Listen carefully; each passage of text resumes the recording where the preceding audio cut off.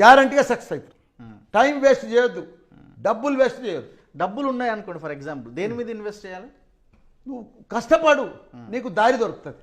నువ్వు ఇంట్లో కూర్చొని 50-50 ఆలోచన చేసుకుంటా, దీని మీద పెడతానా, అది వస్తుందా, ఇది లాస్ అయితే ఎట్లా, ఇది మునిగిపోతే ఎట్లా అంటే బిజినెస్ చేస్తున్నప్పుడు నష్టాలు కూడా వస్తాయి, భరించుకోవాలి, మళ్ళా అప్గ్రేడ్ కావాలి, ప్లాన్ చేసుకోవాలి.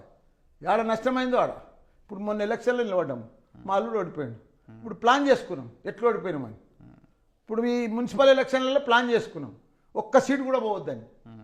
ఎందుకంటే మొన్న మా ఎక్స్పీరియన్స్ వచ్చింది కదా, ఎంపీ ఎలక్షన్ ఓడిపోయి.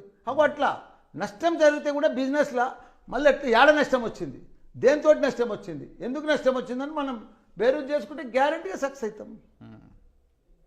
సో మీ సక్సెస్ సీక్రెట్ అదే అంటారు. అంతే కదా, పని చేసుకుంటూ పోవాలి.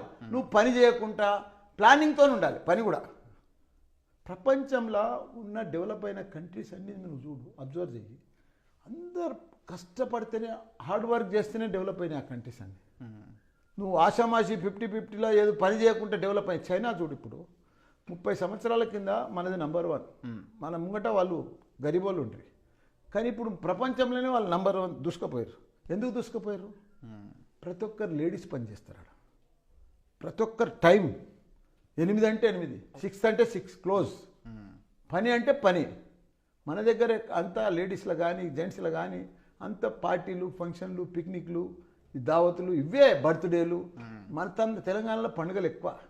నెలకో పండుగ వస్తుంది. అవును, గణేష్ పోగానే దసరా వస్తుంది, దసరా పోగానే సంక్రాంతి వస్తుంది, సంక్రాంతి పోగానే బోనాలు వస్తాయి, బోనాలు పోగానే మన 31st వచ్చింది. ఇవన్నీ 31st వస్తాయి. దానికి తోడు ఇంట్లో ఏమొస్తాయి, ఇంకా బర్త్డేలు వస్తాయి. అవును, నీ బర్త్డే, నా బర్త్డే,